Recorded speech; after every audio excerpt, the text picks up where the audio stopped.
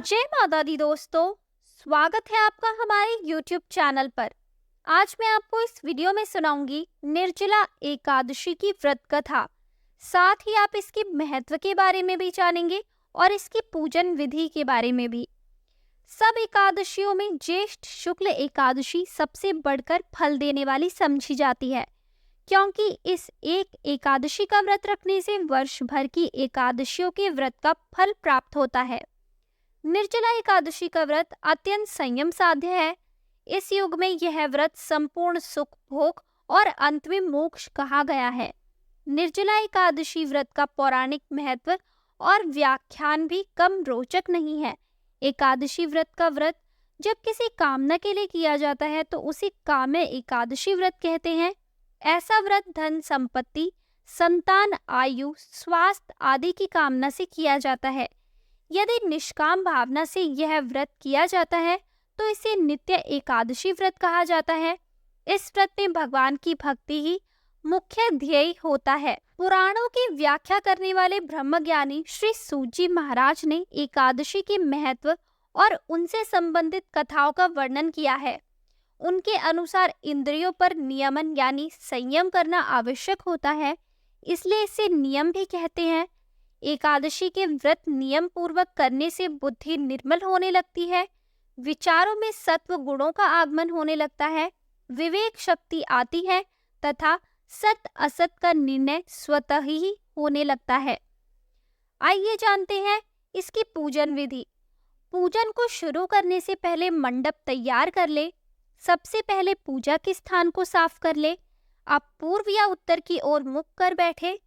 पूजा वाले स्थान को साफ करके चौकी स्थापित करनी चाहिए। चौकी पर शुभ चिन्ह स्वास्तिक बनाएं। चौकी पर साफ लाल रंग का कपड़ा बिछाएं। आप भगवान श्री गणेश एवं भगवान विष्णु की तस्वीर रखें। श्री कृष्ण या सत्यनारायण की प्रतिमा की भी स्थापना कर सकते हैं। अब बाईं ओर दीपक रखें। चौकी के सामने पूजन की थाली व जल भरकर कलश रखें। पूजन की थाली में रोली से एक स्वास्तिक बनाते हैं।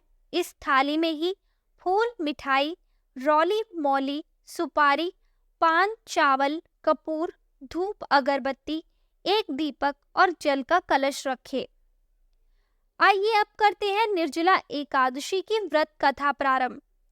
पौराणिक कथाओं के अनुसार महाभारत के संदर्भ में निर्जला एकादशी की कथा मिलती है, जो कि कुछ इस प्रकार है। हुआ यूं कि सभी पांडवों को धर्म, अर्थ, काम और मोक्ष प्राप्ति के लिए महर्षि वेदव्यास ने एकादशी व्रत का संकल्प करवाया। अब माता कुंती और द्रौपदी सहित सभी एकादशी का व्रत रखते, लेकिन भीम खाना खाने के मामले में काफी प्रसिद्ध थे और उन्हें भूख बहुत लगती थी। उनकी भूख बर्दाश्त से बाहर होती थी, इसलिए उनके लिए महीने में 2 दिन उपवास करना बहुत कठिन था। जब पूरे परिवार का उन पर व्रत के लिए दबाव पड़ने लगा तो वे इसकी युक्ति ढूंढने लगे कि उन्हें भूखा भी ना रहना पड़े और उपवास का पुण्य भी मिल जाए। अपने उदर पर आई इस विपत्ति का समाधान भी उन्होंने महर्षि वेदव्यास से ही जाना। भीम पूछने लगे, हे पितामह, मेरे परिवार के सभी सदस्य एकादशी का व्रत रखते हैं और मुझ पर भी दबाव बनाते हैं। मैं धर्म, कर्म, पूजा पाठ, दान आदि कर सकता हूँ, लेकिन उपवास रखना मेरे सामर्थ्य की बात नहीं।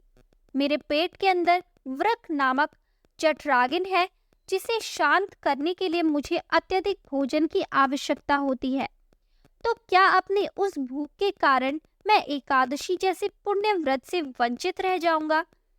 पितामह ने भीम की समस्या का निदान करते और उनका मनोबल बढ़ाते हुए कहा, नहीं कुंती नंदन, धर्म की यही तो विशेषता है कि वह सबको धारण ही नहीं करता, सबके योग्य साधन व्रत नियमों की बड़ी सहज और लचीली व्यवस्था भी उपलब्ध करवाता है। अतः आप ज्येष्ठ मास के शुक्ल पक्ष की निर्जला नाम की एक ही एकादशी का व्रत करो और तुम्हें वर्ष की समस्त एकादशियों का फल प्राप्त होगा। निसंदेह तुम इस लोक में सुख, यश और प्रताप व प्राप्त कर मोक्ष लाभ प्राप्त करोगे। उन्होंने कहा कि इस उपवास के पुण्य के बारे में स्वयं भगवान श्री कृष्ण ने मुझे बताया है। तुम ज्येष्ठ मास के शुक्ल पक्ष की एकादशी का व्रत करो और भगवान श्री हरि की पूजा करना। इस प्रकार तुम्हें केवल एक दिन के उपवास से ही साल भर के उपवासों जितना पुण्य मिलेगा। इतने आश्वासन पर तो वृकोदर भीमसेन भी इस एकादशी का विधिवत व्रत करने को सहमत हो गए। इसलिए वर्ष भर की एकादशियों का पुण्य लाभ देने वाली इस श्रेष्ठ निर्जला एकादशी को लोक में पांडव एकादशी या भीमसेनी एकादशी भी कहा जाता है। तो दोस्तों, ये थी निर्जला एकादशी की व्रत कथा। आपको ये कथा कैसी लगी हमें कमेंट करके जरूर बताएं। हमारी आने वाली सभी वीडियोस को देखने के लिए हमारे चैनल को सब्सक्राइब करें और शेयर करना ना भूलें।